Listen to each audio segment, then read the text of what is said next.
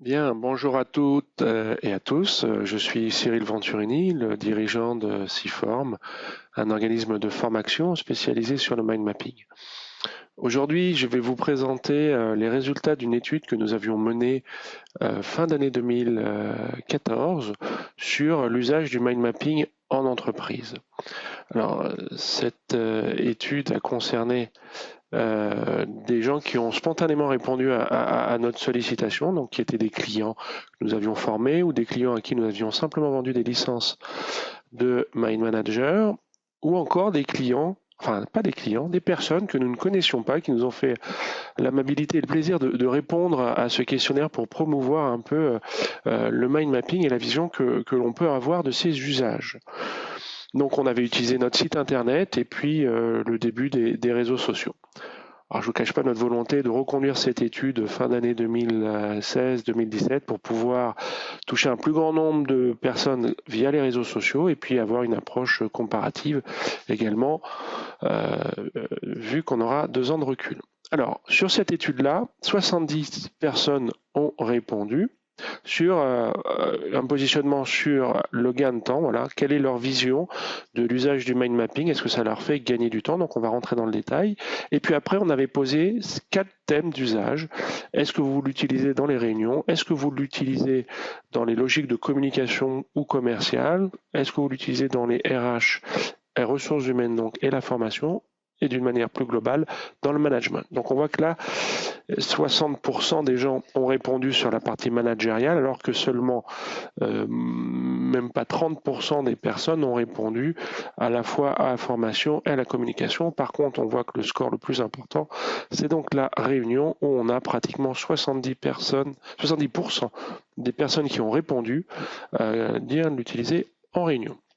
Alors, ces 70 personnes, dans quel service de l'entreprise travaillent-elles? Donc, on a 20% pour la direction générale, 30% pour la formation, donc issu de notre cœur de cible, 16% n'ont pas répondu, et puis vous voyez, commercial, qualité, recherche et développement, ressources humaines, en fait tout le monde, entre guillemets, dans l'entreprise peut être concerné à la vue de ce panel de personnes qui ont répondu. Les secteurs d'activité des entreprises où les personnes travaillent, voilà, là aussi c'est une belle mosaïque.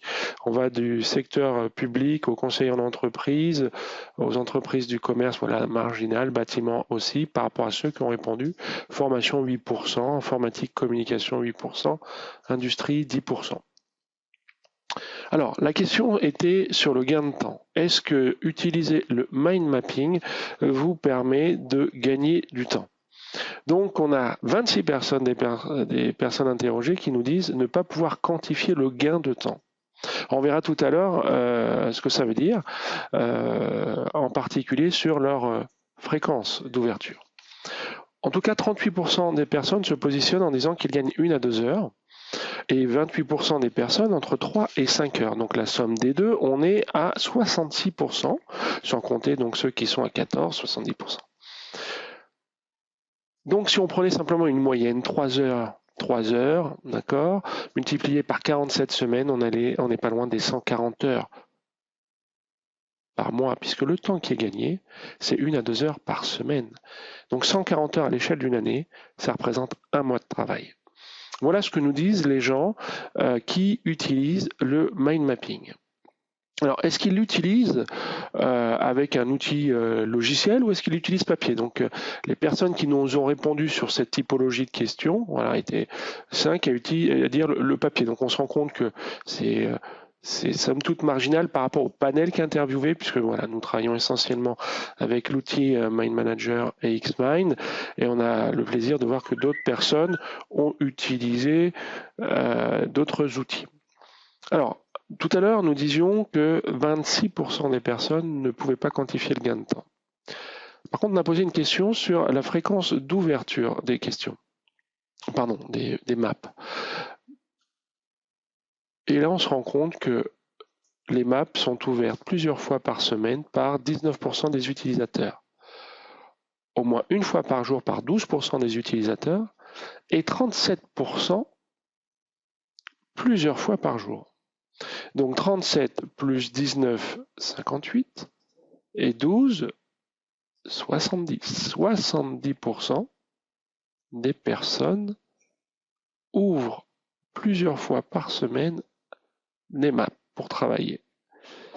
Quand on sait que 26% nous disent ne pas pouvoir quantifier le gain de temps, c'est-à-dire qu'ils les utilisent fréquemment, mais ils y trouvent un autre intérêt qui peut être le confort, qui peut être la vision sereine de leur activité, faciliter la communication.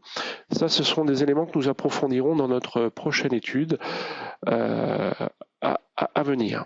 Alors, les usages après en termes de réunion, voilà, on avait posé les types de questions, donc on analysera plus avant les statistiques après. Donc, on se rend compte qu'en pourcentage, les analyses stratégiques des gens que nous ont répondu, voilà, à peine 50% des gens l'utilisent. Les budgets prévisionnels, voilà, seulement 17%. Dans l'amélioration continue, à peine 55% des gens l'utilisent.